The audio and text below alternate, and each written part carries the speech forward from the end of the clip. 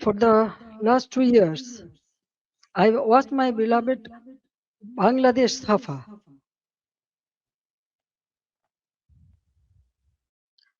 Fear has entered homes, workplaces, and campuses.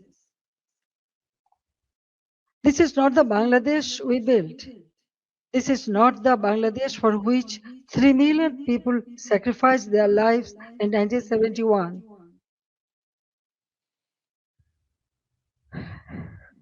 Let me begin with the truth about July and August 2024. It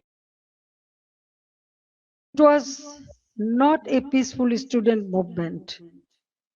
From the beginning, my government tried to resolve the issue peacefully through dialogue, legal process, and patience. But behind the language of reform,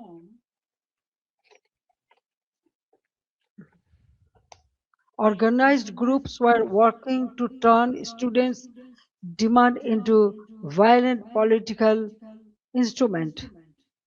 In 2018, responding to student demands, we abolished the quota system.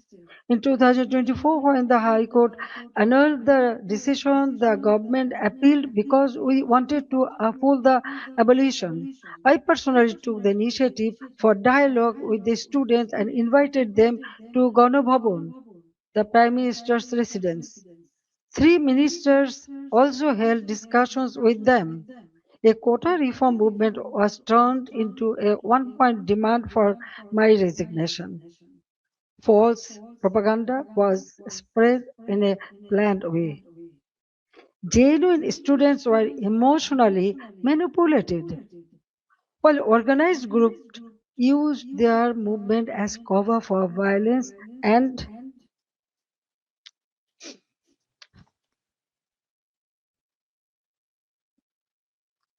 violence and regime change.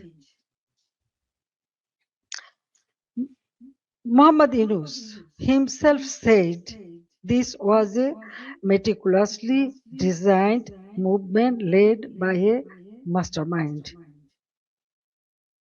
His own words exposed the truth. It was not simply a spontaneous student protest. There was no visible or responsible leadership. Instructions were given invisibly. It was organized, directed, and used to create a path to power outside the ballot box. From July 15th, the character of the movement changed. Killings, arson, attacks, and looting began. State property was destroyed. Bangladesh television was attacked and set on fire.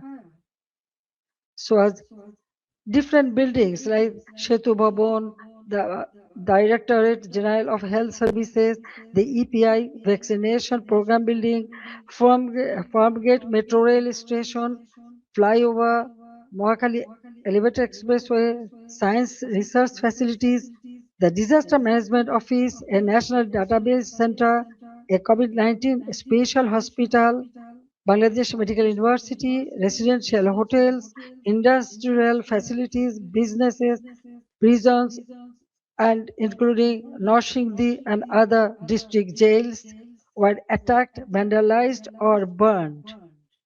All the terrorist criminals were released. Awami League offices were vandalized across the country. Leaders and workers were attacked and killed. Homes of ministers and senior figures associated with my government were looted and burned. The media was also targeted. Nearly 50 media center, private television stations, and newspaper offices were attacked or set on fire. Journalists were killed. Law enforcement agencies came under organized attack. Police, Sepai, the other officers were killed and their bodies were hung from flyover. Around 460 police stations were outposted or set on fire, and in some, personnel were trapped inside buildings and burnt alive. Weapons were looted. Officers were beaten to death. According to persecuted police members, at least 3,000 personnel were killed, attacked, tortured, or subjected to serious violence.